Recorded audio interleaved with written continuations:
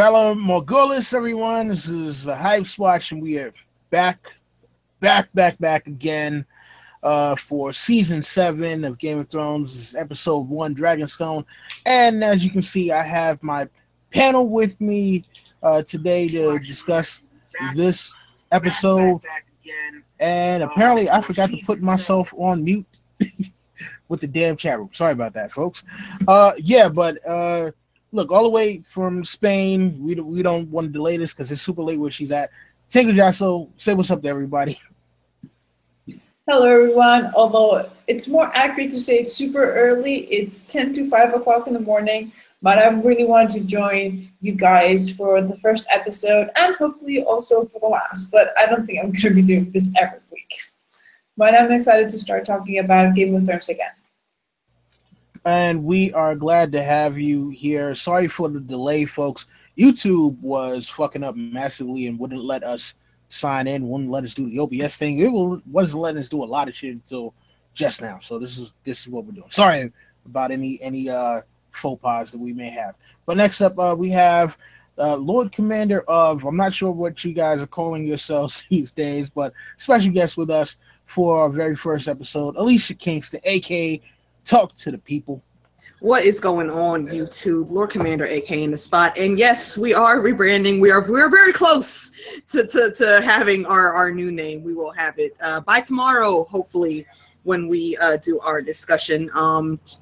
Here chilling with the Hypes Watch and my peoples, my family. So let's get down with this episode. That's what's up. And next up, the ladies' man, y'all know him, y'all love him, is Sir L.T. Giles. First of all, I want to say rest in peace to the Godfather of Zombies, George Romero. He'll be missed. Man, it's the highlight of my night is being here with my Hypes Watch brothers and sisters because this episode did not satisfy me that much. So I'm just happy to be here with you guys. All right, next up, the man, the myth, the legend, JB.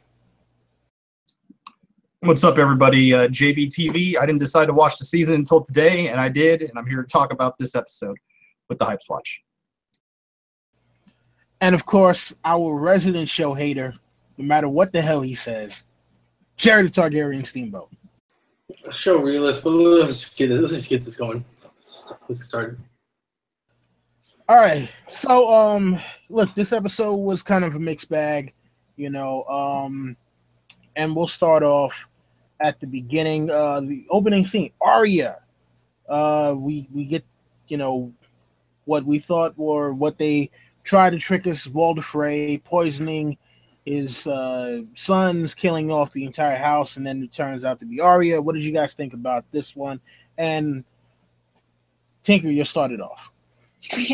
Thank you for letting me start with this because this is a part that I absolutely love. No matter what happened after this episode, just was this, they won me over because, as you guys probably know, if you've seen me in any other chat, whatever, I hate the Frey. I loathe the Frey. I despise the Frey. And the moment that he appeared at the first second, I was like, are they like going backwards to like show from another place? But it's like it was dark, and they're like when they see all of them, like, no, this is Arya. She's gonna kill them all. And I could just like see it happening, and I knew it was gonna happen, but I didn't care that it wasn't a surprise because I was enjoying it so much. It's like, I don't care that this is not gonna happen. I don't care that it wasn't like super dramatic or surprising, or I just don't care. All the Freys are dead, and I'm happy. Well, I don't think that anyone is going to be shedding tears over the Freys, and most especially not Sir L.T. Giles.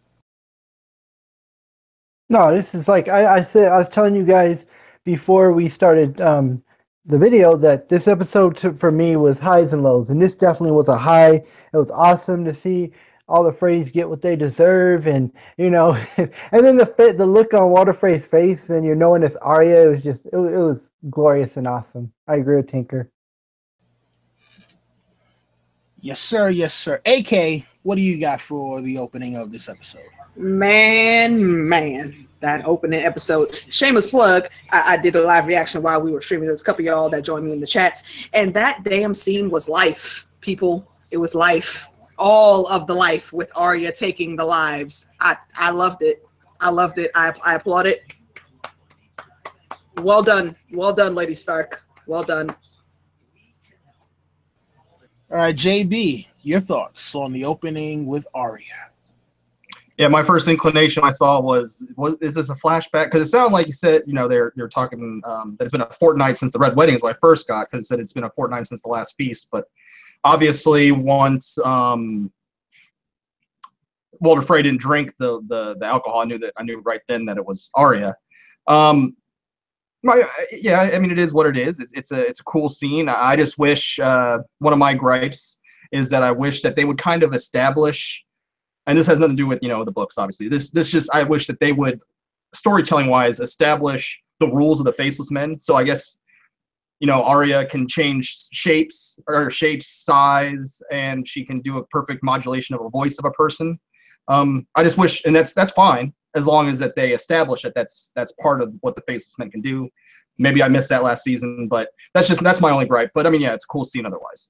James, I also agree with that at the end, because it did kind of look funny when she took the mask off and she was small again. It did. I agree with that a little bit.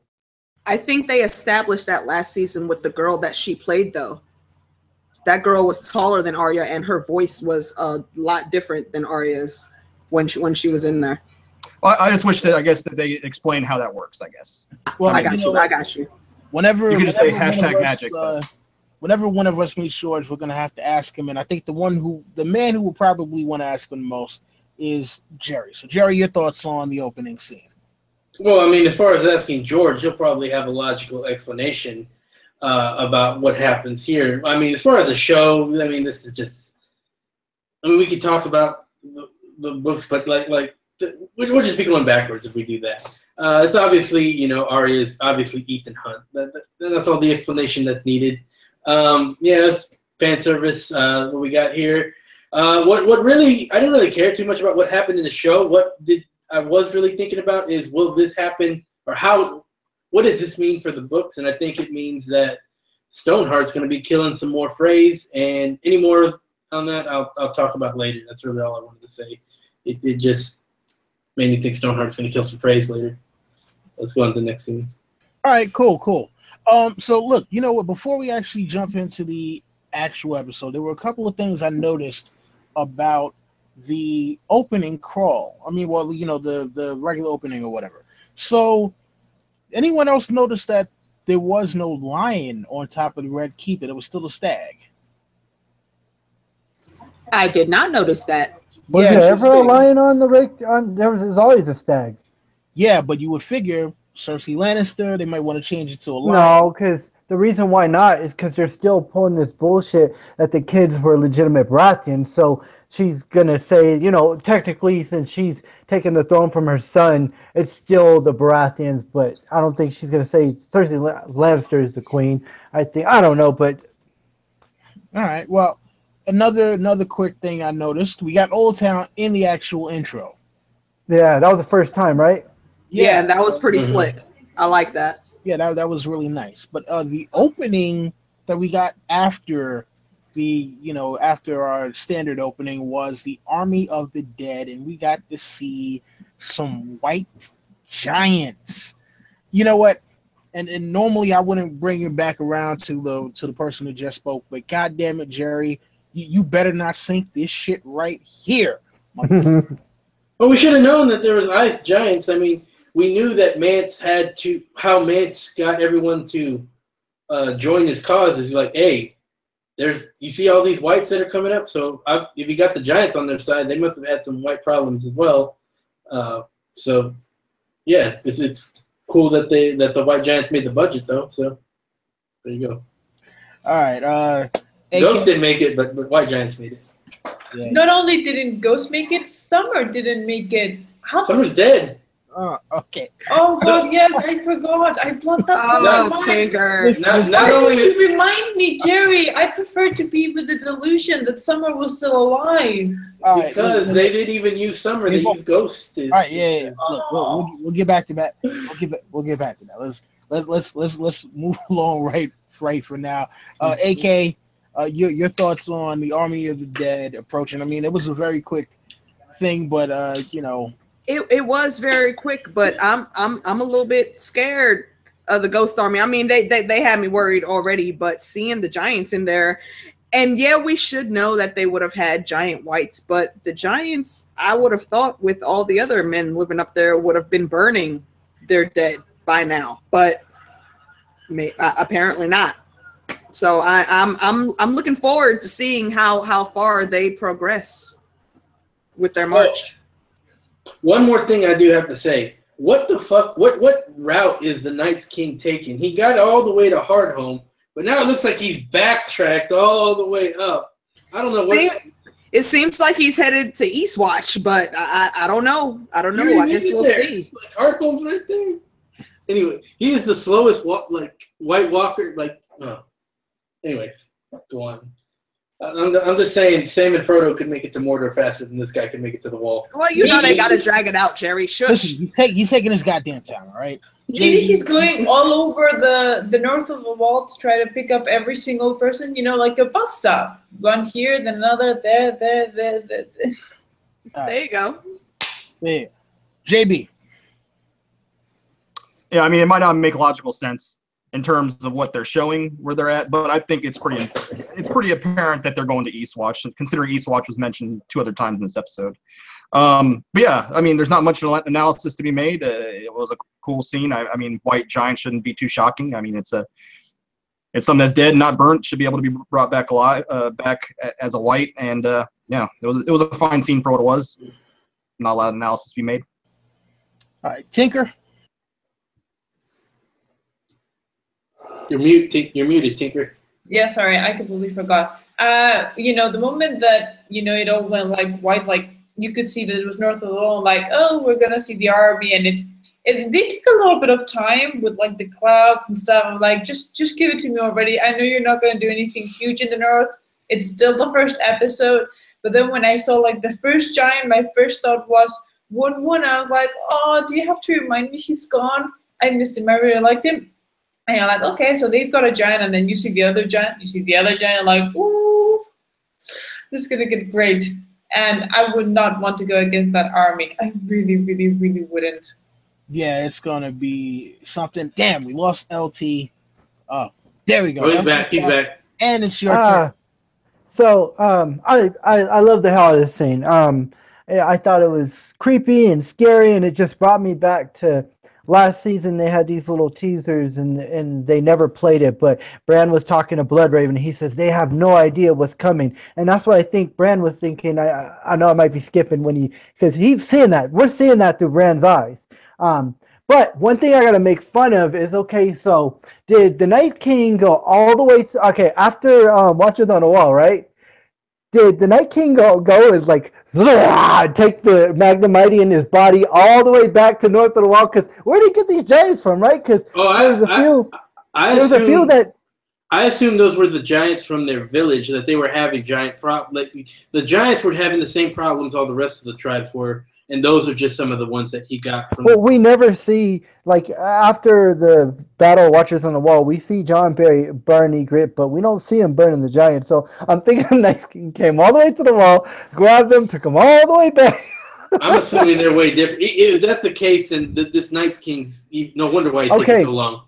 Everybody in the chat, everybody on the panel, who thought for a second when we were seeing all these people marching that we're going to see Hodor in there? I did for a second.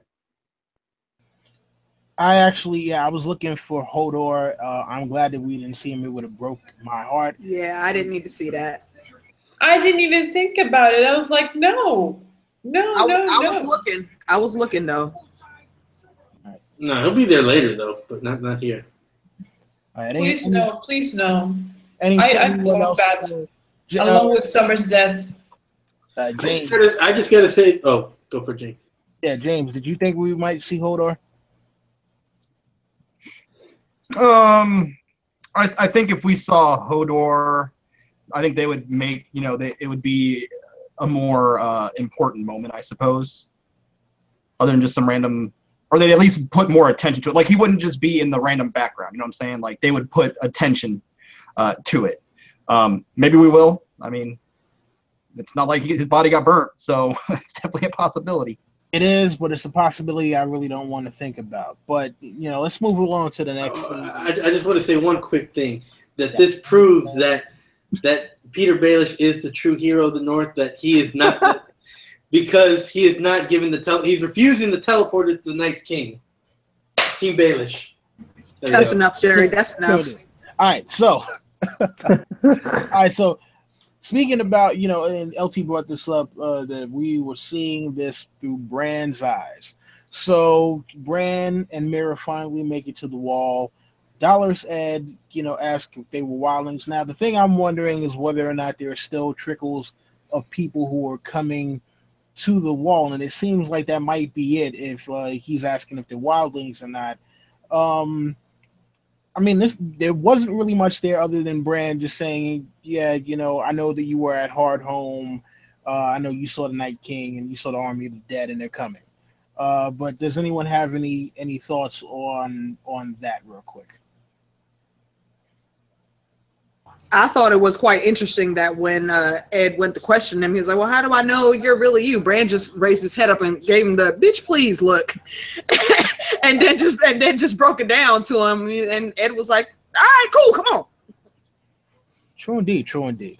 Ed looked a lot more like, I don't know, I want to say older. Did he have the goatee in the last season or Ed no? looked like he went to the barbershop and got trimmed up. Yeah. A lot of people did in this episode, but let's go on. And it's funny because we got random Night Watchman number 1, random Nightsman number 2, the ones that were picking up Bran or dragging him. Like, we'll probably never get names for those guys. They don't need names, but we do have someone with a name, and that name is Snow, and he is the king in the North. Before that, on that gate scene, when Bran said, "I'm Bran because I know things," how did that prove that he's Bran? It just proves that he kind of is psychic. It doesn't really prove that he's Bran. Like, anyway. I think Ed has seen enough to where he could hear that shit and just be like, "Yeah." It's just like nobody would know that crazy shit. Whatever. Just get in. We'll figure it out later. Exactly. On to the next scene. Jon Snow. Yeah, look, the fact that Bran is there talking and he's not dead, good enough. And he's already seen so much shit with Jon Snow. He's like, they're brothers. They're so much crazy shit that just happens to his family.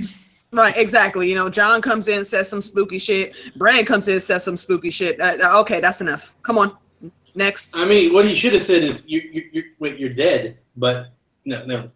Mm-hmm. All right. I know if I was gonna say I know if I was told about the Night King and I seen the Night King, I think I would believe him. All right, there you go. So next up, we got King in the North dispensing out justice and talking to his northern lords about what they need to do to shore up the defenses of the North. And this was a pretty interesting scene because, and I told people this a while ago, and there were a lot of people who argued with me about the Jon and Sansa dynamic for this season. And to those people, I'd like to say, here's your goddamn proof. Take these, okay? Because I told you that look between Sansa and Littlefinger was not, oh my God, Sansa is so worried about what he's going to do to Jon. All right? So we got Jon saying that he's not going to just give Last Hearth and Carhold to some newcomers, and that he's basically telling the wildlings that they're going to be manning East Watch. And Sansa decided to argue that point, that he should give the castles to some other families who didn't betray the Starks. And was like, look, I'm the king, my word is law. You know what?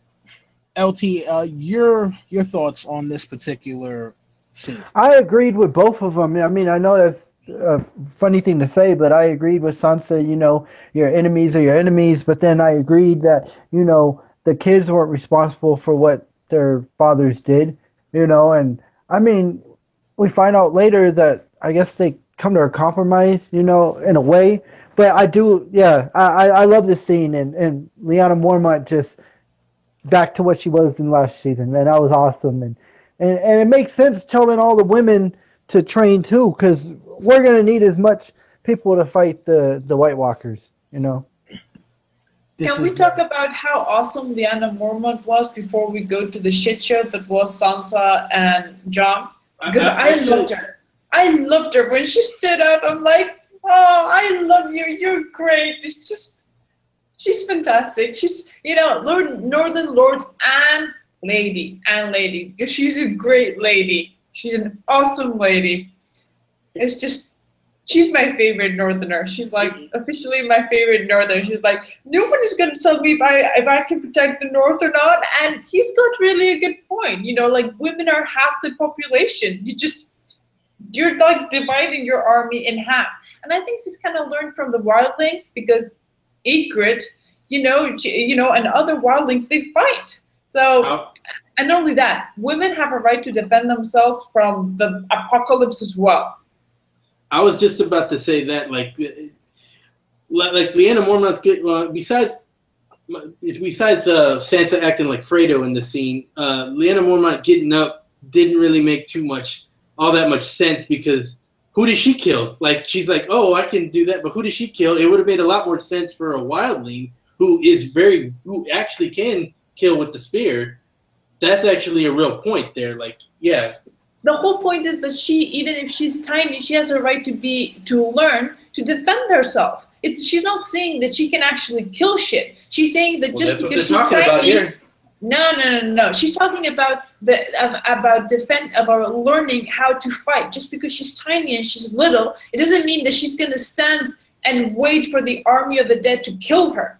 She's gonna get a sword, and she might die trying to kill the first guy, but at least she'll have the sword in hand, and she'll try to take one of them down before dying. I mean, that's fine, but that's not nearly as good of a point made by actually showing a 16-year-old girl that can handle a spear, and like, hey, I can handle it just as good as any man. Look, they had to give Lyanna something to do. Goddamn, Jerry, once you rain on Lyanna's parade, stop hating on Lyanna Mormont. Hey, I'm just looking for. I'm of house sense. You're a house motherfuck. The show is what you're about. AK, what did you think about this? Yeah, well, tag on to what Tigra said. Lyanna was exactly right in everything she said. First of all, I won't say that she learned it we learned it by watching the Wildlings. I would say that Mage Mormont is badass, and she taught her daughters well. Lyanna got the fuck up exactly when she should have, and every word out of her mouth was exactly right. We cannot have half of the North hiding while the other half is fighting. It doesn't matter if you are old enough to hold a damn sword or a spear. You need to get your ass up and fight. It is all men, all women, all people that can fight on deck. We don't have time for the bullshit. We do not have time for the bullshit. I understand what Sansa was saying to Jon, but she should have done that shit in private. And like Jon said, we do not have time to be fighting these little petty wars between ourselves. We can't do that. We have bigger shit to worry about. So all men on deck, all people on deck, I should say. Word. Tron Day. James. Well, just specifically on the Lyanna Mormont scene, I think it's perfectly fine. But I could go without the cheesy smiles from Sansa and Davos. Just let her have her moment, let her talk. We don't need to have the cheesy smiles from them. But aside from that, I'm okay with it. Do you want me to talk about the Jon and Sansa stuff, or? Yeah. Okay. Yeah. Inside the actual throne room, because I do want to talk next about what happens when they go outside. Right. Obviously, they're sowing the seeds of mistrust within each other. But I actually do not agree with Sansa in this regard. I believe that Jon was right, because in this moment, you don't need to be having other issues. You don't need to have you put the Karstarks and the Umbers out. They're gonna be rebelling. You're gonna have issues from within. I agree with Jon 100% in this regard. I don't think Sansa was right at all. But that's all I gotta say about that. All right. Jerry, forget about the Lyanna Mormont stuff for a second. Jon versus Sansa in the throne room. I mean, I already said it. Sansa's Fredo. Let's move on. All right. So, you know what? Speaking of what happens outside, though, I'm gonna say this and mark this down. This is 11:14 p.m. Sunday, July 16th, 2017. This is the first time I'm not gonna say fuck Sansa.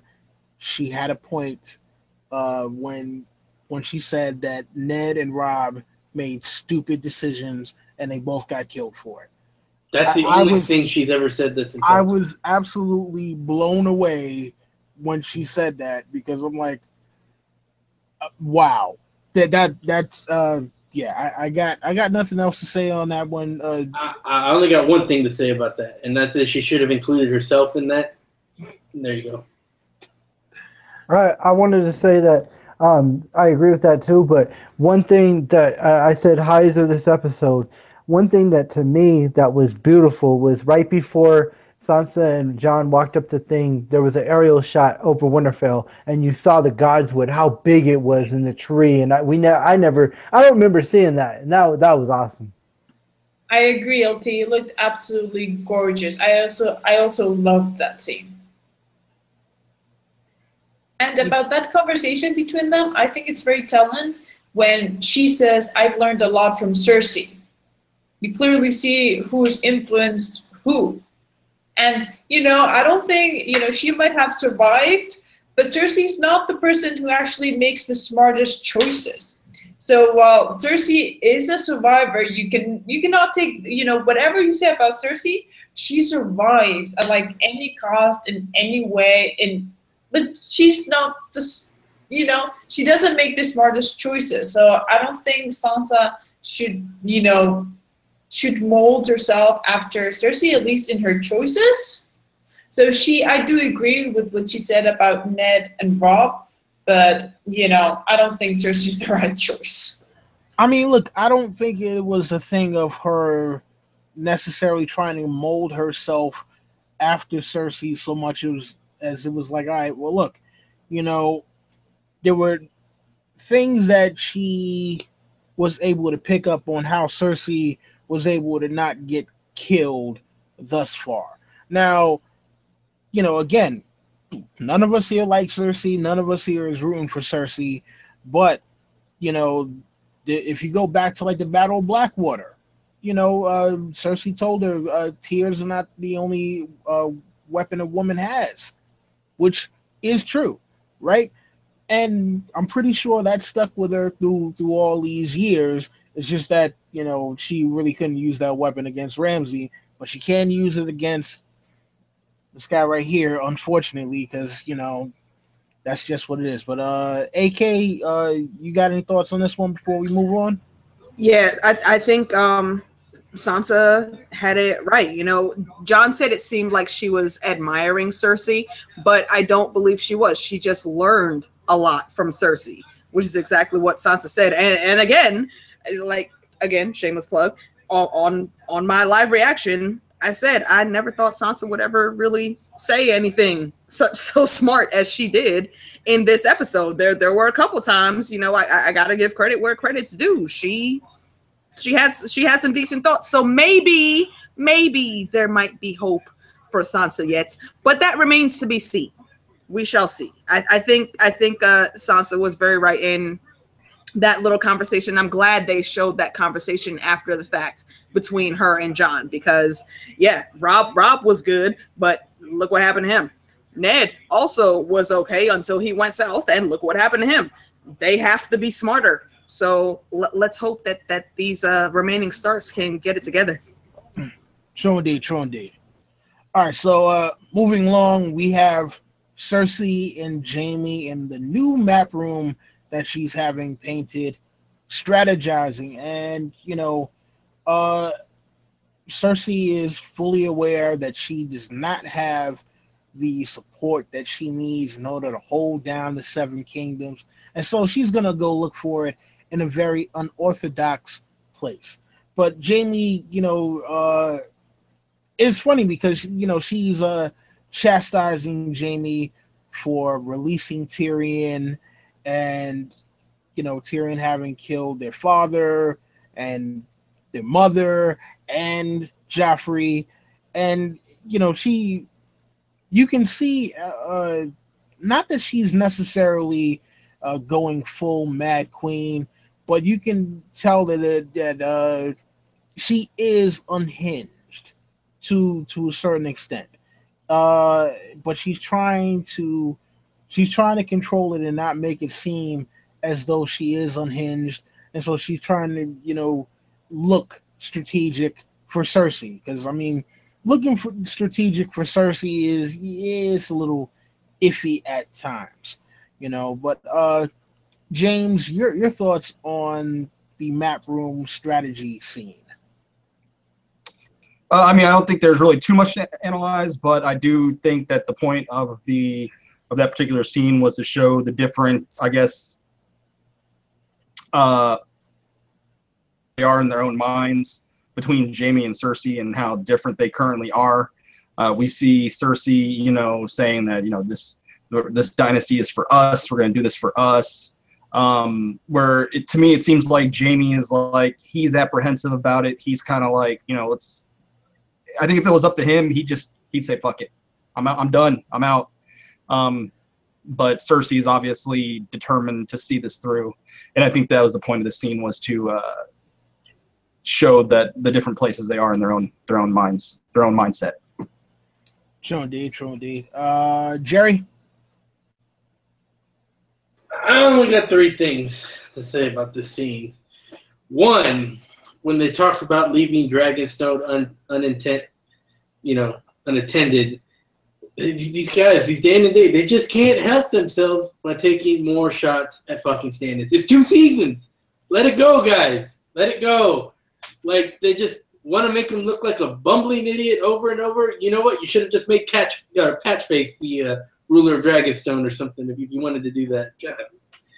Secondly, if it's unattended and they know Daenerys is coming, why not send some fucking troops to Dragonstone? Instead, they're just going to be like, we'll let her land.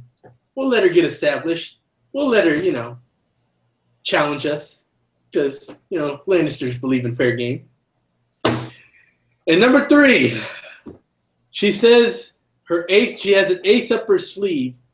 She knows things are fucked up. She has an ace up her sleeve. And I'll get to the rest. Just remember that. She has an ace up her sleeve. Okay.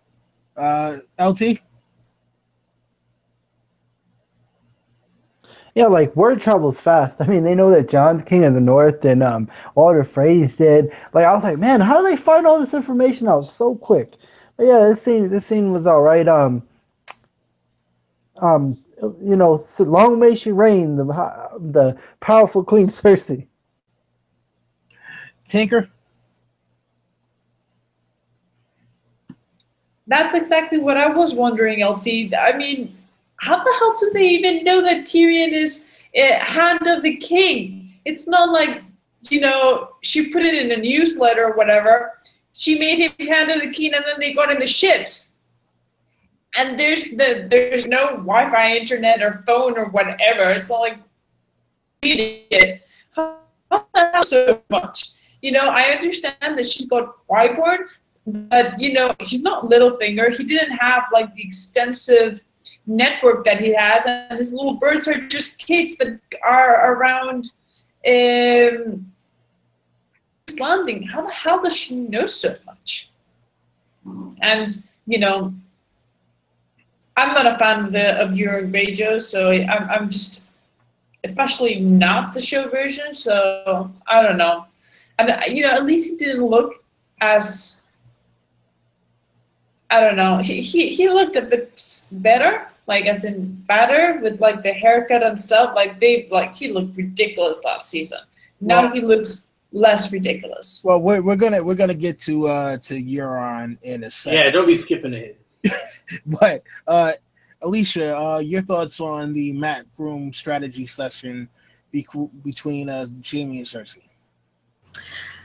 I think that Jamie may be starting to think differently on his dear sweet sister.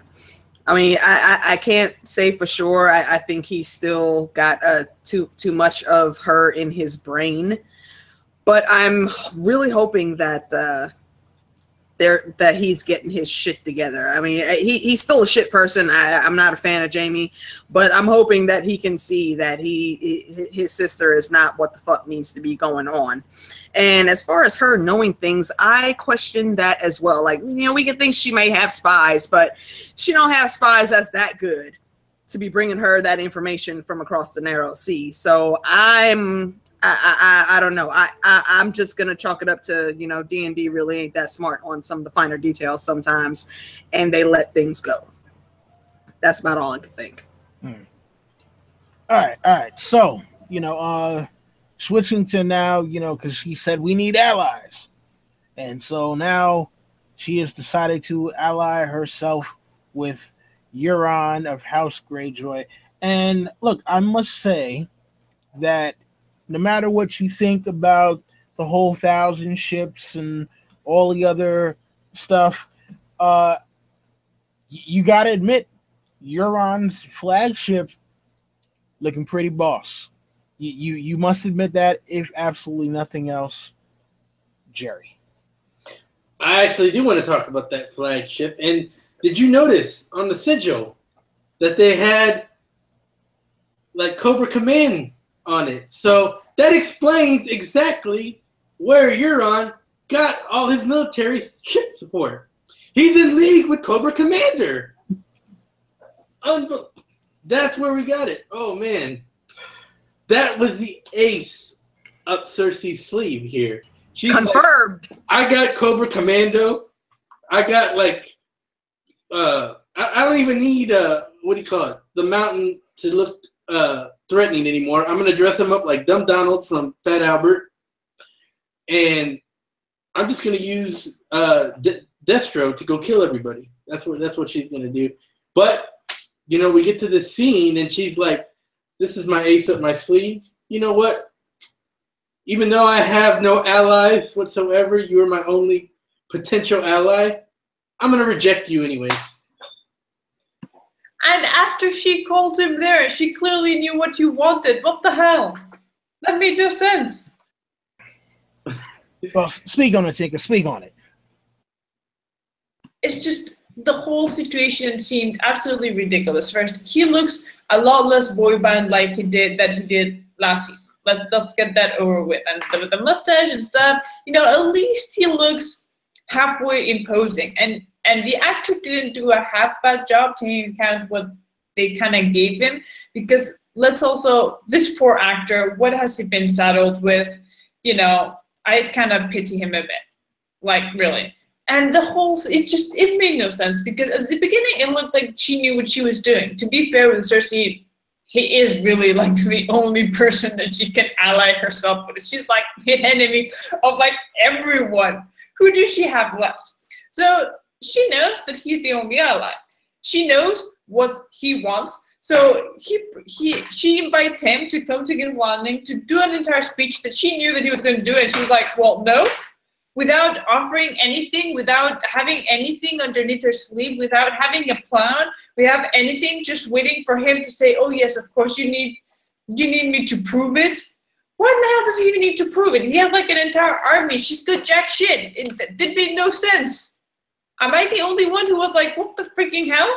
Maybe she went behind his back and had some secret dealings with the Cobra Commander. And now she's got Cobra on her side. That might explain it. Although I'm going to have to disagree with you, Tink, on this Euron looking better. He looks smaller. He has less hair. He looks like he got cancer in between seasons. I mean, I'll be honest with you. You know what I wrote in my notes?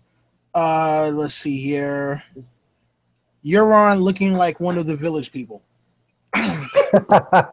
Yeah, that's what I put in my notes for the show. So, LT, your thoughts on? I don't know who this Euron is. It's not the Euron I know. It's some pretender. But I notice how, like, with his scar, it's like they're trying to shout out how he's crow's eye and the eye patch.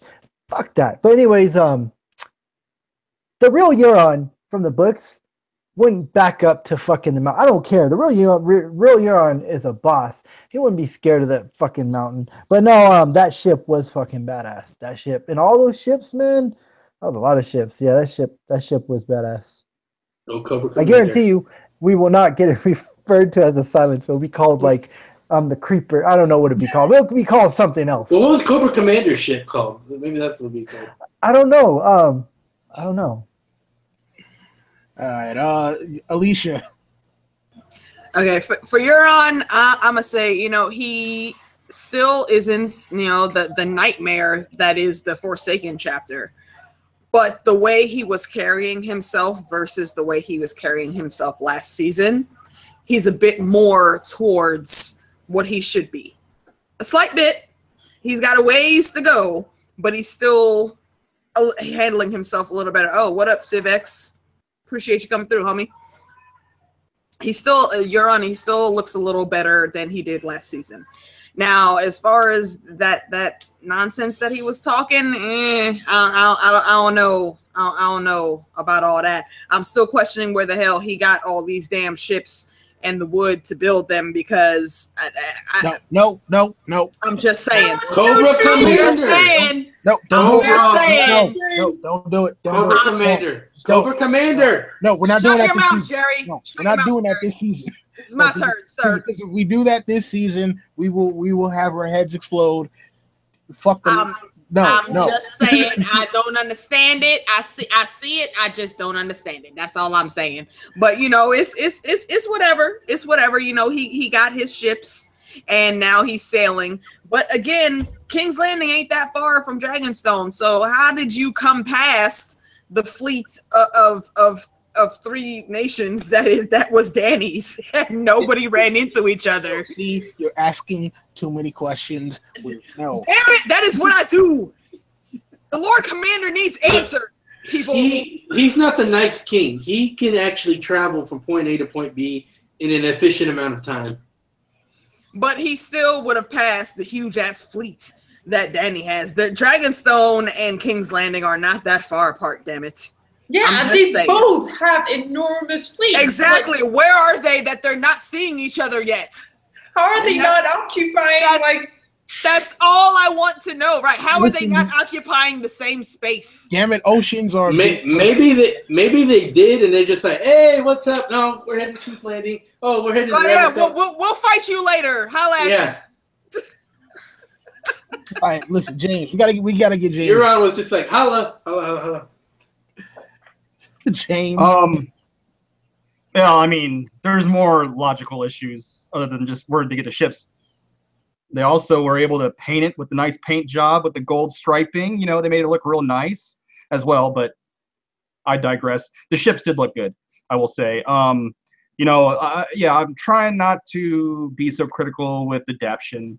However, when someone pales so much in comparison, I believe Euron in the books is maniacal, has meta endgame potential, has a different aura about him. This one just seems to me like he'll be dragon fodder and just be nothing.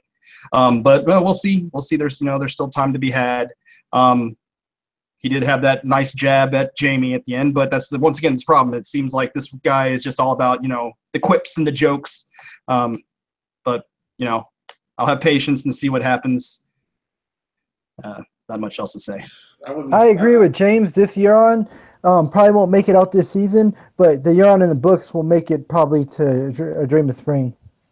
I think this Euron would get his ass kicked by Ramsay Bolton without even 20 good men, just 2 good fists. I mean, look, what's the crazy thing though about this scene?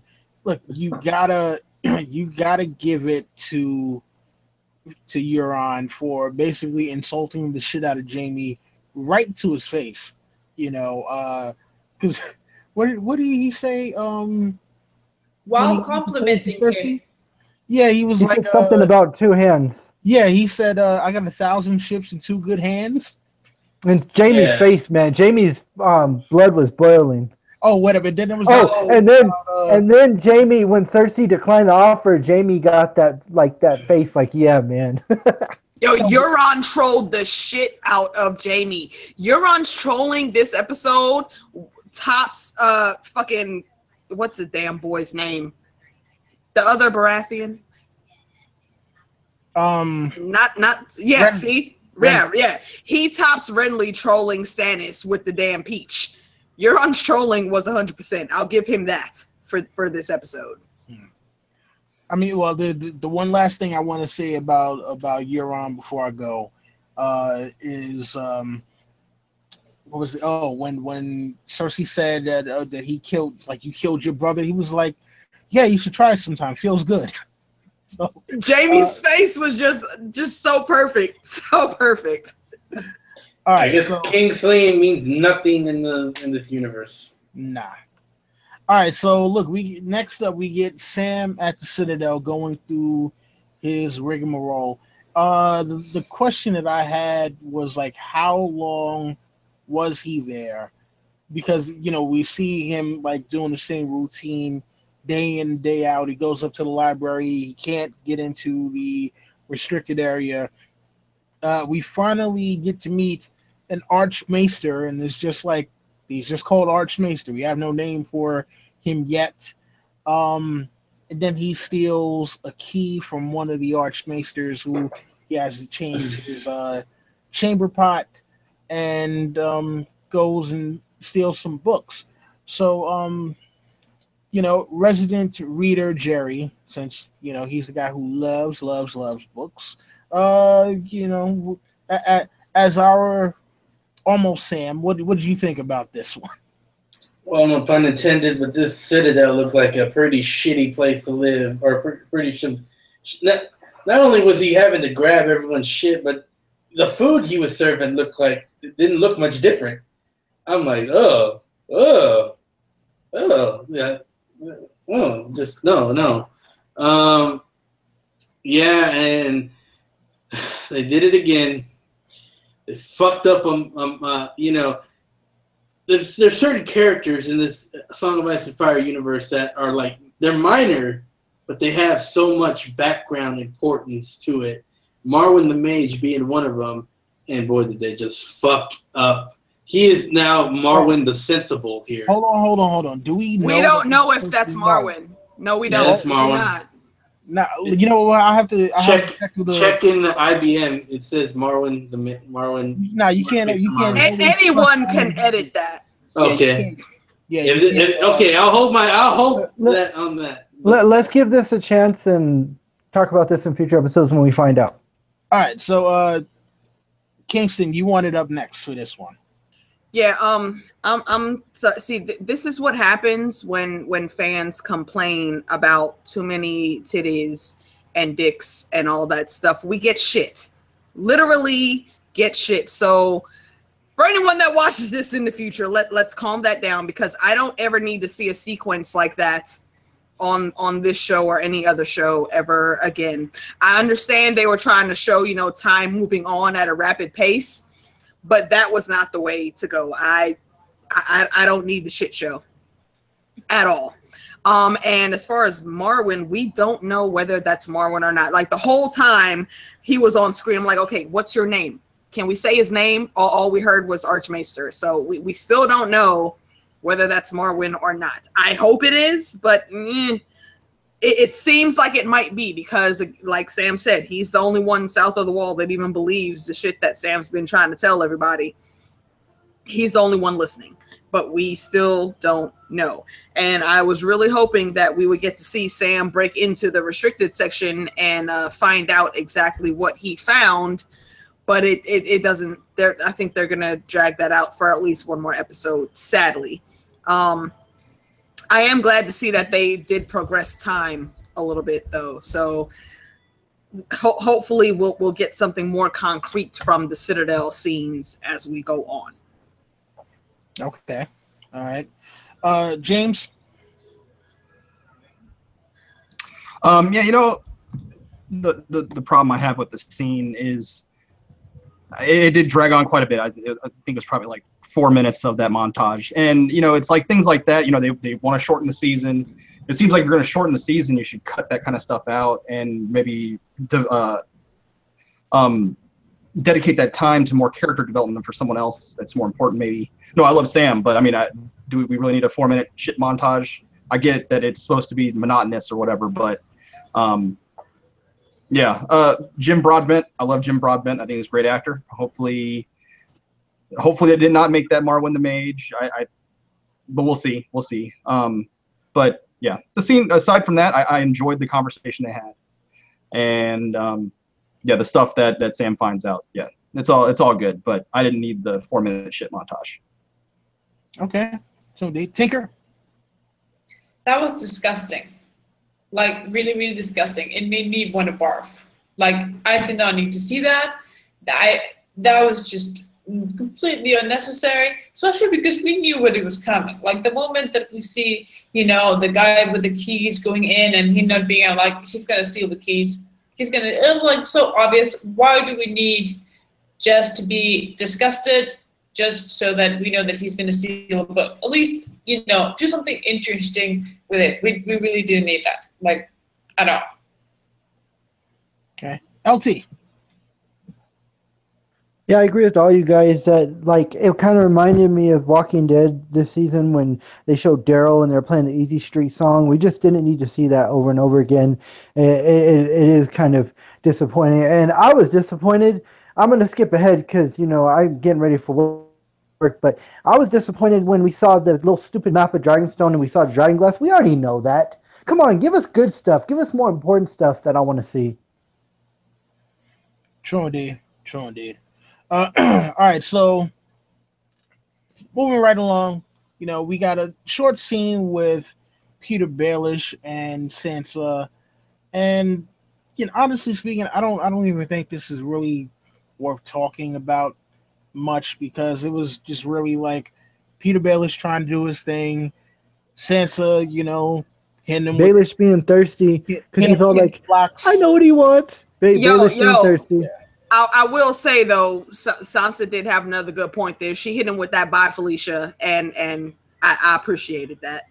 Yeah, listen, she's been practicing her katas and learning her blocks. So anytime Peter Baelish comes through, it's like dodge, block, dodge. So yeah, we can actually move past that. Let's talk about Arya real quick. Coming. One thing about that. There are two things about that conversation they had there. Okay. One, of course. Sansa probably said the most intelligent thing she's ever said in any season ever. It's a direct quote. Littlefinger saved us, as in Littlefinger is the true hero of the North. There you go. And she said, he said Brienne beat the Hound?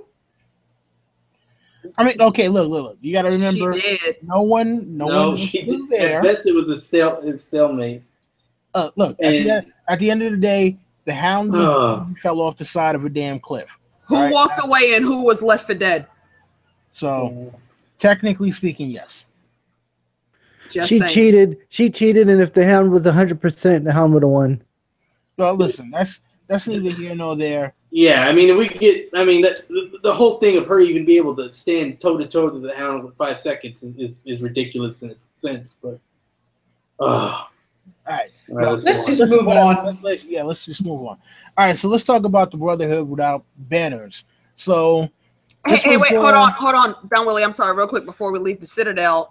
We didn't talk about Jorah touching shit. No, that comes later. Was that after? Okay, my bad. Never mind. I got the show notes. Muting. My bad, homie.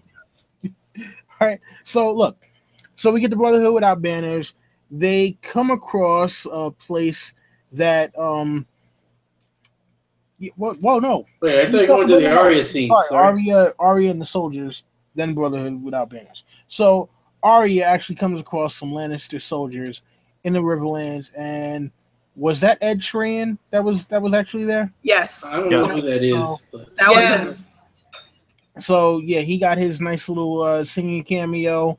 We get Arya, who it's funny. So we get to see kind of a softer side of her because now she's seeing soldiers on the ground who don't necessarily have any crazy motivations.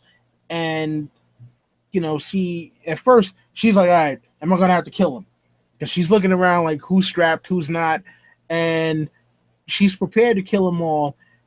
And when they're telling their stories about what they're, basically doing, what their hopes and dreams are, and they're just like, oh, okay, yeah. So what are you doing? Oh, I'm going to King's Landing to kill a queen. They just couldn't believe that she's going to do that, and they all start laughing. Tinker, I know you want to get in on this one. I know this is probably one of your favorite scenes of the episode. I kind of liked it. I kind of liked seeing another, because we've seen Arya kind of like going down the path of being like a mindless killer. Like she like massacred the Frey. Like how many were there? Like 20, 25, 30? And she didn't even blink. She was like delighted. And it is true that when, in armies, lots of people like, they don't have a choice. They have to be part of the army. And many of those poor souls don't even know really what they're fighting for, or what the issues are, or that their own lords are monsters. The majority of them are just innocent schmucks that just don't have a choice.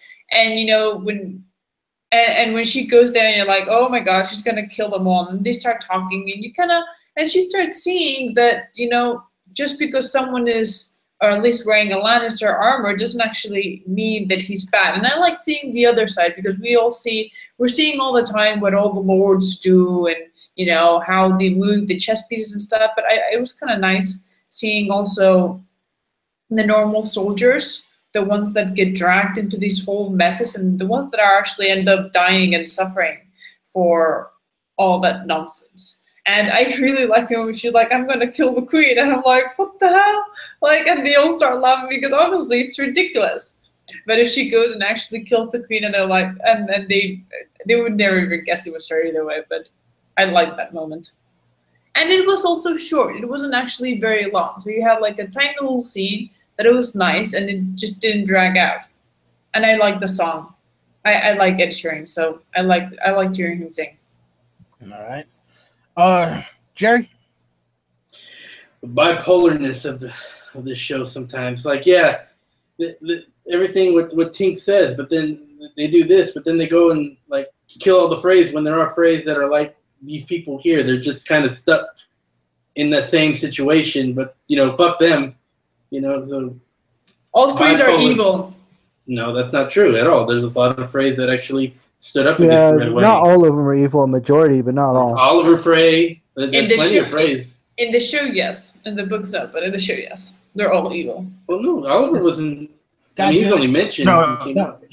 We're leaving the books out of this. But no, I'm talking about season 1. He was brought up in season 1. So.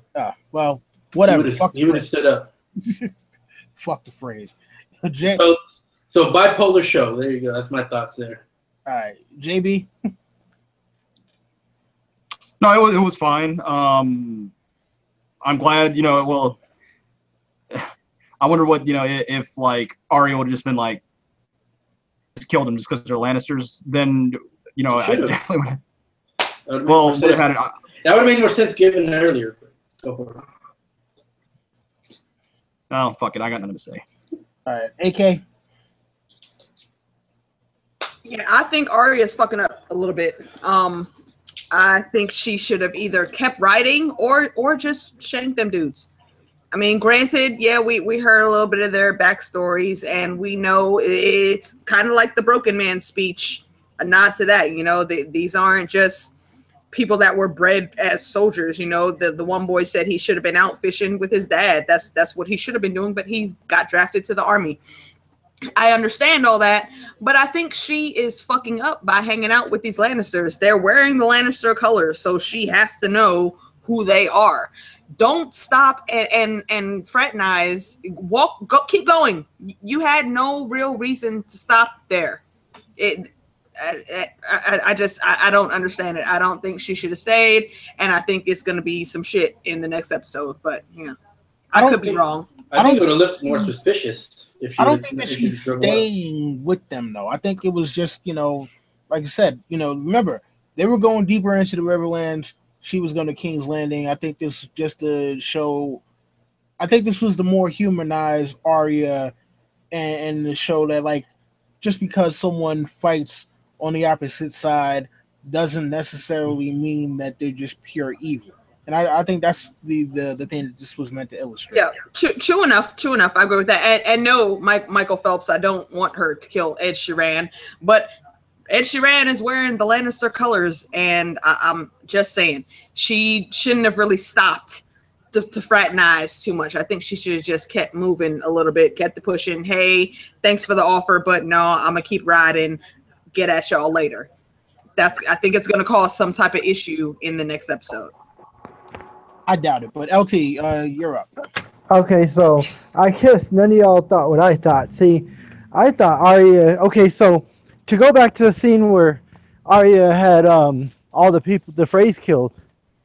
She had all these girls with her that were handing out the drinks. So I was thinking maybe she has some people with her that were gonna take them out. So I thought maybe she was gonna take them out. Nah. I thought that they were just innocents that she didn't want to kill. She was trying to hit everybody that she could find had something to do with it. She didn't want that. Like, she stopped that girl from drinking the wine. She didn't want her to die because that girl hadn't done anything. Which is again why I don't think Arya is too far gone like a lot of people think she is. Otherwise, she wouldn't have cared if that girl drank or not. Sean did. I think that's what they wanted to show with this episode, because we've seen Arya devolving a lot. And I think they kind of wanted to establish that, yeah, she's become like a killer, an assassin, but she's not like gone. There's still a bit of Stark in her that's, not letting her go like full on, serial killer. Right, she still has morals. Tron did. All right, now speaking of morals, let's talk about the Brotherhood without banners. So the Brotherhood without banners, the thing that I was kind of wondering, because Arya is in the Riverlands, and if I'm not mistaken, the place where Arya and the Hound stayed that one time, where basically he robbed that guy and his daughter, was also in the Riverlands. So maybe they're in a more northern part that's closer to the actual north than Arya was, and that's why they got caught up in the snows like that. But no, because they were going to the Vale when they did that. They're going to actually. No, I think that was I think that was on the way to the Twins.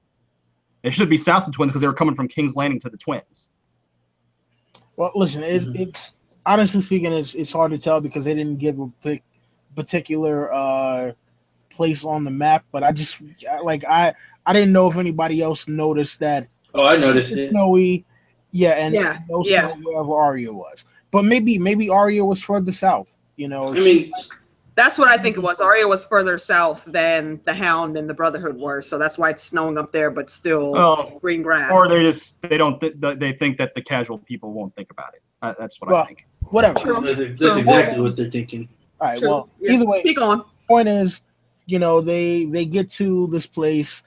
You can see that the Hound kind of has remorse for the way that he treated that man after he let him stay at his place, and he wound up robbing him. And then we get the Hound being made a believer because he is shown a vision by the Lord of Light in the flames and decides, that he's going to stick around with the Brotherhood without banners. And I kind of guess dedicate himself more to their cause. So you know what? LT, your thoughts on this scene, because I know Beric Dondarrion is your guy. Well, I just think it's plain and simple that, they're going to be, the Brotherhood without banners and the Hound are going to be allies to, the bigger picture. Like I said, it doesn't matter if it's on Iron Throne because we saw what's coming. So this just shows that they're going to team up and fight the White Walkers. True indeed. JB? What was interesting to me is it was for Sandor just to be able to see a vision in the flames. Like, he's a follower of the Seven apparently, and he just goes into the flames and he can see it all of a sudden. I wish maybe they would explain it better, but we do see once again the mention of Eastwatch by the Sea in this particular part. That's obviously going to have a part to play. We heard that Tormund the East Watch by the Sea, and then we know now that Sandor was seeing a vision of East Watch by the Sea. And I did find it interesting that afterwards, even after Sandor saw a vision in the flames, that he was still trying to recite, the words of the Seven when he was burying the people. So he's not exactly a full-on R'hllor convert, even after seeing a vision in the flames.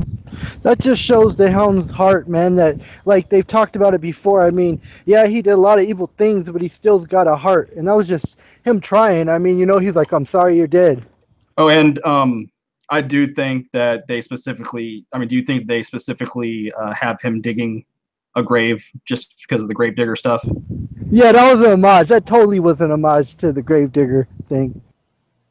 Most definitely. AK. Yeah, I definitely agree about the gravedigger thing. I thought that was a great nod. And I thought it was pretty well done that they showed that it was that farmer and his daughter that we had seen in the previous season that Arya had talked him into not killing and leaving. So and that just shows that the Hound's growth a little bit. And I was very surprised to see that he actually did see something in the flame. It was quite an interesting scene all around to me, and I very much enjoyed that. So I am hoping to see some good things that stem from that little portion. And also, old Nan, I think that she just had her name day. So happy name day, old Nan. Happy name day, old Nan. Happy name day, old Nan. I like that scene, but I don't like how fast Sandor saw something in the flames. Like, I don't like the idea of Sandor becoming a follower of the. I like the cynical Sandor Clegane that just doesn't believe in the gods, that doesn't know the prayer. Like, he knew about the warrior, and he didn't even know the second one about the mother. Like, he just doesn't. I don't know. I didn't like that. I really liked. How he felt guilty, how he didn't want to go into the cabin. The moment that he sees it, he remembers it perfectly, and then how he buries it. And it is a good homage. But apart from the homage, I like the fact that, he wanted to, didn't want to leave them just there. He wanted to bury and did well because he knew that he'd done wrong, that he'd done badly. But, we've established, it's been established both in the books and also in the show that he freaking hates fire. He really, really hates it. And to have him like so fast just go to the flames and just look in and see something, I don't think it's necessary. He's already part of them. He doesn't have anywhere else to go. He's already going north to fight because he doesn't have, he didn't actually, it wasn't necessary. And it's just, I thought it was very fast, and I didn't, no, that didn't convince me. It made me think about when people do look in the. Sorry, a car was going by. It made me think about like when Stannis is looking at the flames, or Melisandre. I just thought it was kind of cool. James, you had something that you wanted to add that you forgot earlier. Yeah, I thought it kind of had the vibe that was going on. That I don't know if I was the one that thought this, but I thought after they got done burying them, it almost seemed like they were going to be whites. They were going to be whites and like fucking bust out of the grave they just dug. I thought I was getting that vibe. I thought they were going to be whites when they were first rolling up. I was with the Hounds, like, yeah, I don't like the look of that place. Let's keep going. Is that why the Hound buried him? Because he didn't want him to come back as whites, probably? No, I think he's seen white before, so he buried them because he felt guilty. Because he stole from them back in season 3, and he felt like he was the reason why they died. Yeah, it was season 2 or season 3. Yeah. Red Wedding. Yeah, so season 3. Jerry, your thoughts on Brotherhood Without Banners and this whole ordeal? It just shows that Sandor kind of gets the hypocrisy of all, like, the nobles. When I really like when he says, like, yeah, if there was real justice in the world, you'd be the one dead buried, because that little girl would be alive.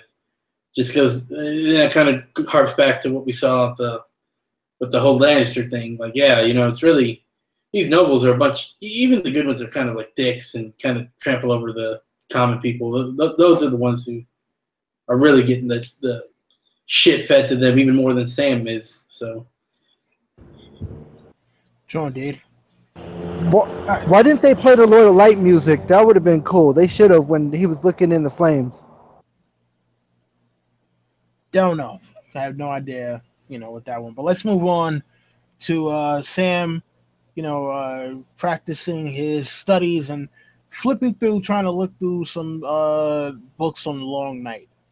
So he discovers dragon glass, that there's a mountain of it. But here's the thing. He already mentioned that Stannis told him about there being a mountain of dragon glass under Dragonstone. I don't know why he wouldn't believe him. But, and I'm pretty sure everyone caught Littlefinger's dagger being in there, which I'm not sure why Littlefinger's dagger would be inside of a book in the Citadel, but, whatever for that one. Tinker, your thoughts? Okay, it was clearly put there just to remind people about Dragonstone, because obviously, we already heard at the very beginning that Jon Snow is telling everyone to dig and mine for dragonglass, and clearly Jon Snow is gonna end up in Dragonstone talking to Dany.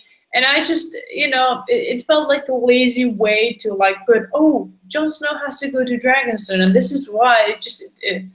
That felt a bit, lazy. It's just the excuse for people to know, why Jon, he's either gonna send a raven or send a message somehow, and Jon's gonna end up in Dragonstone. But I wish they would have figured out a more interesting way to go about it. That's all.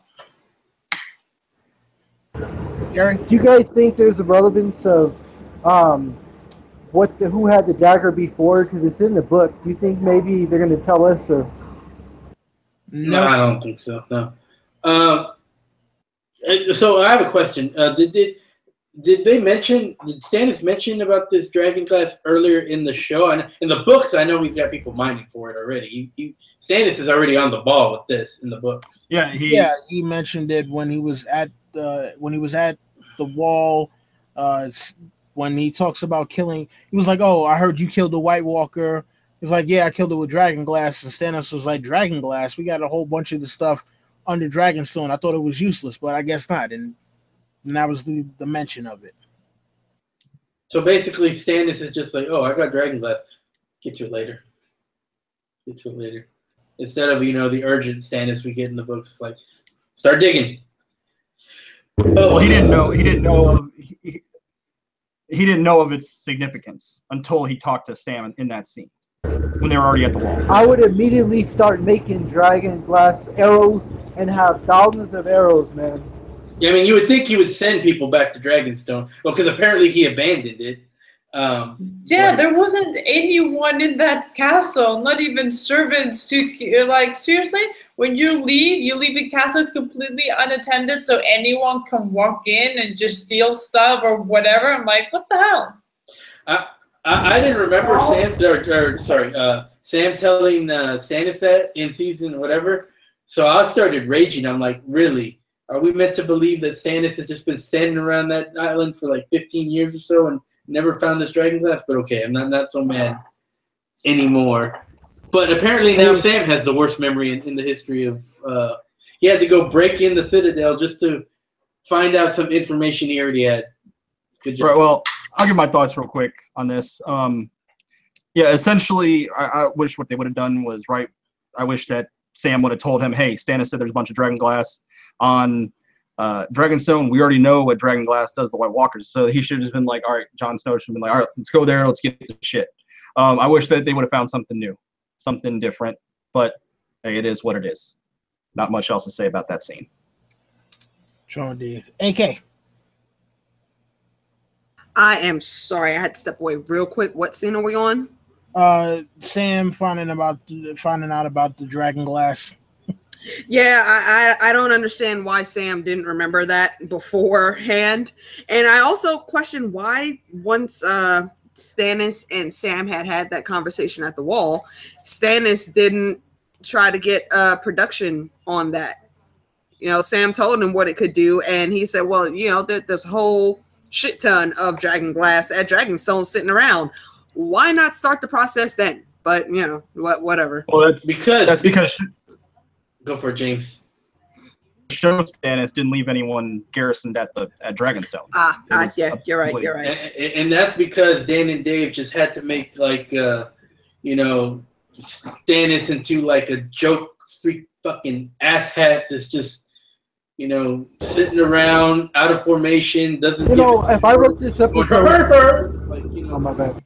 All right, listen, guys. Seriously. All right, enough with the ranting. Let's move it along. Tinker. I already talked about Sam finding the stuff. That is I don't true. have anything more to say. All right, so look, let's talk about Jorah Mormont real quick. Thoughts on how long we think it's going to take for him to actually get cured, because he wouldn't be in the Citadel if he's not going to get cured. So, real quick, I'm going to go around the horn. We'll say what episode and move on to the last. Tinker, you're up. Why is he back? Why? That wasn't the question. Jorah Mormont. He Whatever. needs to die. He needs to die, not get healed. He's not going to die right now. So what episode do you think he gets cured? None. Okay. Elfie? if this was a full 10 episode season, I'd say around 7 or 8. But since it's a short season, I'm going with episode 3. All right. Jerry? All right, remember my list here of 10 predictions I made? Well, you can mark one off the list right here. Jorah is going to go around touching things before he gets cured, and him grabbing the bowl, trying to touch Sam. Well, there you go. He's just trying to give grayscale to everyone in there. Yeah. When does he get cured of the damn grayscale? I don't know. Whenever they feel like it'll make a loving impact, and he can come out and look like a knight in shining armor and rejoin Dany for a great dragon speech or something like that. I don't know. Remember, she commanded him to find the cure. Yeah. All right, next. JB. Yeah, soon. So him and Dany can frolic in the Velveeta factory and flowers will be blooming in the air. What episode? I don't know, 2 or 3 probably. There's only 7 episodes, so it's got to be sooner rather than later, most likely, because he's got to make it back over there too. So. All right. Kingston. I'm going to go with episode 3. All right, so like he said, sooner rather than later. All right, so the general consensus is episode 3. So place your bets, folks. He needs to die sooner than later.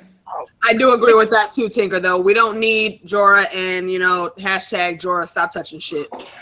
Yeah. No, we're gonna get that cheese. Yeah. Well, you guys stop with the goddamn hating already. Jorah's here.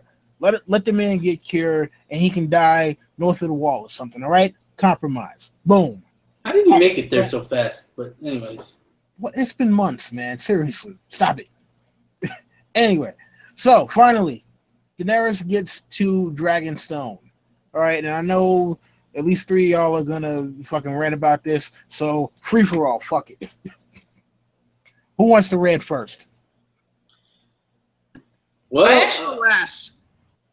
actually enjoyed it, but it's for personal reasons. I loved seeing it when she arrives, that beach. It's a beach right here in the Basque Country. I love that beach. And when she goes up the stair, not this like from the beach, those stairs, all of that's actually a beach, which I was there, I've been there. And then when she the doors open and you see all of those stairs are actually real. There's a tiny little island where all those stairs are centuries old. Obviously, the castle is CGI, but everything else is real. And seeing it, I was like, I've been there. That's one of my favorite places here. So even if they didn't talk, and I still loved it, but for other personal reasons. So I'm happy. I said it earlier. And she finally fucking arrived. It took her 7 seasons, but we're there.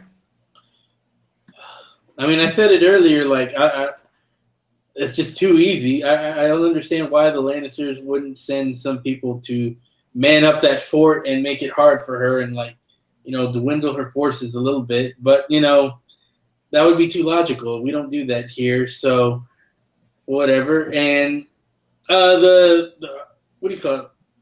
The stone sculpting kind of seemed a little bit inconsistent. Like on the outside, you had like these two dragons. They kind of looked almost like old, like Central American, kind of like Aztec or Mayan style architecture. Whereas we go inside, it's a little bit more different. The dragon's like a little bit more like actual dragon looking. I don't know. That's the only thing I really got to say about that. There's nothing really much else to say. AK. Sorry, I was handling a random eunuch in the chat. I thought Dragonstone looked good. I was hoping to see some more spectacular sculptures as are described in the books, but it's whatever. That's all right. So I can move past that. I did like the scene where she came up, that her first touch to the sand, and Ramin Djawadi and his music that he makes for these scenes is just bloody epic, and I think that made half of the scene for me. Okay, all right. LT? Yeah, Danny always gets the epic music. Everything looked good. Notice that when she first walks up, you see that cave to the right of her, and that's where the dragon glass has got to be. I'm calling it. They're gonna go in there, and that's where they're gonna get the dragon glass. But no, the biggest show ever on HBO, and you can't just have a small battle. You can't have people at Dragonstone and then Daenerys to just take it. I mean, that would have made it so much better for me. But it's whatever. They all just walk up. Nobody speaks, and then whatever. It's whatever. All right, JB. Yeah, I mean, I'm not gonna rant too much. It was a pretty good scene. Like Alicia said, I wasn't gonna bring up Ram and Djawadi's score, especially the Dany themes. It seemed to always be the good ones. Hopefully this is the last time D&D has their last Stannis dig, when they have Dany looking like a boss tearing down Stannis' banner. I'm surprised they didn't have her squat down and take a shit on it, because they might as well had. But yeah, aside from that, hopefully that's the last dig they put on Stannis. And but yeah, I mean, really, there wasn't really much to analyze about it, because there was no dialogue, and it was an interesting choice. And obviously, we're going to see more of Dragonstone, and that'll be interesting. True indeed. And we finally, I think the shot of the Dragon Throne, actually looked amazing. Listen, honestly speaking, if I were her, because remember, she's already seen what the Iron Throne looks like in House of the Undying, I would be like, you know what? I think I'm going to make Dragonstone the new capital once I take this all over, because this is a much better looking thing than the Iron thing with all those swords. So, I'll take this one instead. But go ahead, LT. I was just going to say, I agree with you. The throne looked amazing, and it just took me back to, the Princess and the Queen with Rhaenyra being there. Just my imagination went wild, and it's like, I would love to see Daenerys make an heir so they could be the princess or prince of Dragonstone. Yeah, definitely. That's only because they kind of gypped the Iron Throne in the show, but whatever. I did, if I could add real quick, Don Willie, I did appreciate that she didn't go. It was almost like the Undying Dream. She didn't go right to the throne. She walked up to it, then she skirted around, and let's get to business. Shall we begin? Well, you know what's crazy? What if Daenerys actually never gets to sit any throne? Something to contemplate for. She's already sat on the throne of Meereen, so that's not possible. I mean, in Westeros. Jerry, come on. Jerry, you knew what he was talking about. God damn it. Anyway, so, let's go around the horn and give scores before we get out of here. Ladies first.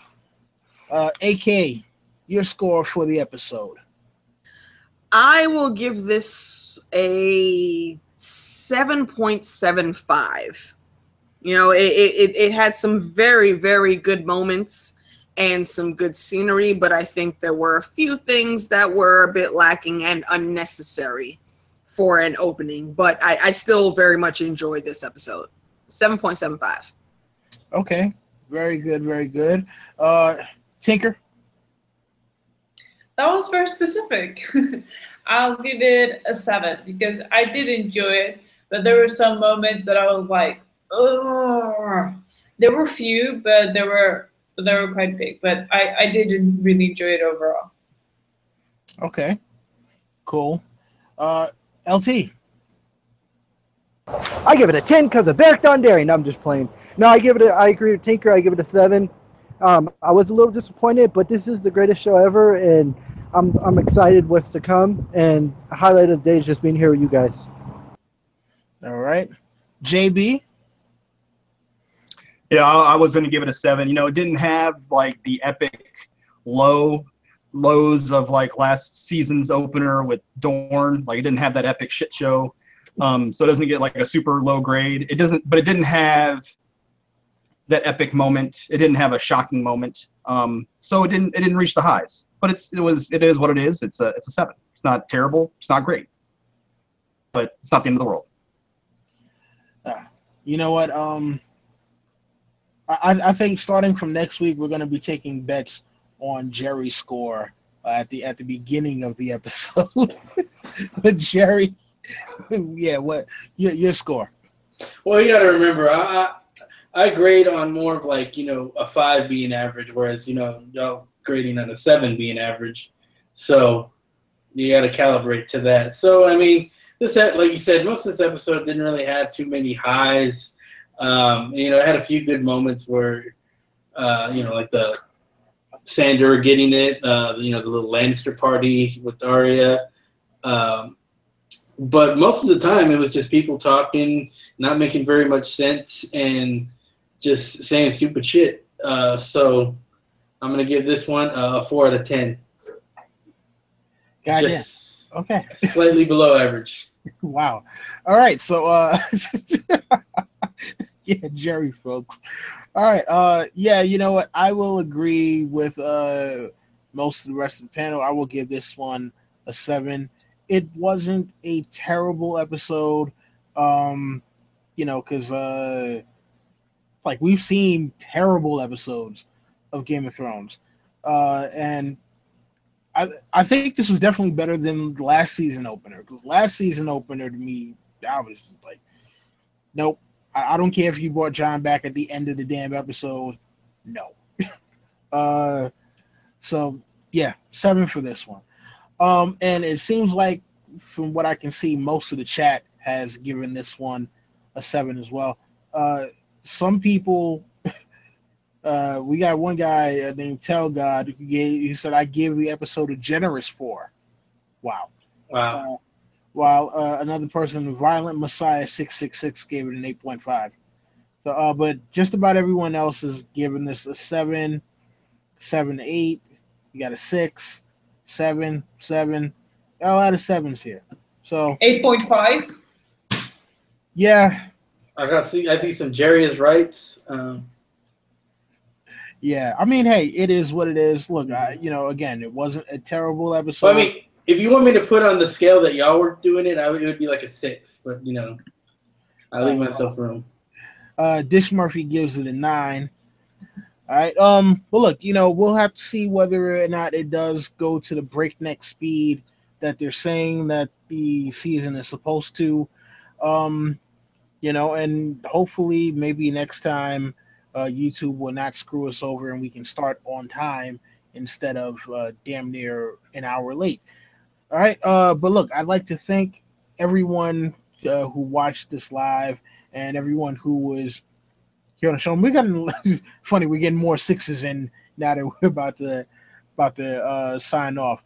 But first off, you know, Tinker, I'd like to thank you for being here because I know it is it's like 6 a.m. for you. So thank you for taking the time to be here all the way from in the future for us. So we're gonna let you sign off first. Tell the people where they can find you. Thank you for having me, Don Willie. It's been a pleasure. And I really wanted to be here at least for the first one, and I'll try to be for the last one because it is 6:20 in the morning here. I don't know if I'm even going to try to go to bed. I think I'll just do my review. Once I sign out, I'm just going to shoot my review, edit it, and just get it done and over with. I'm Turkey Jasso. I have my channel in YouTube. I do reviews and reactions and stuff. You probably know who I am. And I've enjoyed it, and it's been a lot of fun. And thank you for having me. As always, my lady. Lord Commander, let the people know where they can find you and what you're up to. What is good, Lord Commander AK? Thank you, Don Willie, for letting me come and hang out with the Hypes Watch. It's always cool to hang with my boys. And Tinker, it's excellent first time getting on with you. I hope that we'll be able to do it again. Love your rants. Never stop ranting. I will probably be on tomorrow with my ladies. Again, we don't have a name yet. We'll figure it out eventually. We will be on Monero Geeks channel. You can check us out there. We'll be floating around channels this season, so every Monday, probably around 7-ish, we'll be getting started. You can come join us. You can also find me, if you like The Walking Dead, on the Walking Bread channel. We are doing the motion comics for that series. And I'm just always around. You'll catch me on everybody else's channel faster than you'll catch me on mine, honestly. So sub to everyone else, and you'll see me. And I'm always in the chats, so just keep an eye out. Appreciate you having me on again, Don Willie. Thank you for coming by, as always. Sir LT Giles, I know you got to run, go to work. So No, I'm still waiting for the bus. But anyways, the highlight of the day was my surprise, Tinker being here. She was so cute when she was talking about the Night's King picking up people like the bus, and James being here. James scared me when he said he wasn't going to do this, and it's just so cool to have him here. My review is up, people. You can check it out on my channel at Sir LT Giles. And like I said, it's always great to be here at the Hypes Watch. All right, JB. You can find me at JBTV. LT was right. I was not going to watch this season, but alas, I am here. I will be gone the next 2 weeks. I'll be out of the state, but I'll be back from vacation and ready to review the rest of the season at that point. All right, well, we'll save a spot for you, as always. Jerry the Targaryen Steamboat, and I know LT already mentioned this earlier, but I just want to take this moment to honor the passings of two legends. One being Martin Landau, who recently passed today, and then also George Romero, who is just a fucking legend of all legends. Like, if it wasn't for him, the Whites and the White Walkers would not look anything like what you see in the show. No Walking Dead. There'd be no Walking. Well, I don't know. It would be way different if there was. Let's just say that. The guy was a true genius, and he's true guy who stuck to his morals. Sad that we lost both of those two guys. I mean, it's kind of like I don't know, but yeah, just those two guys passing on to them. They're legends, both of them. Martin Landau was an amazing actor. Like he was great at becoming people. My favorite role from him was Ed Wood, where he pretty much became Bela Lugosi. But I'm going on too long, so that's it. Join us next week. Yeah, as I said, thank you to everyone who helped me to review tonight. I'll be doing solo review on my channel later on, but you can catch us back here next week. We should be on by 10:15, barring the YouTube does not crash again and hit us with the bullshit like it did tonight.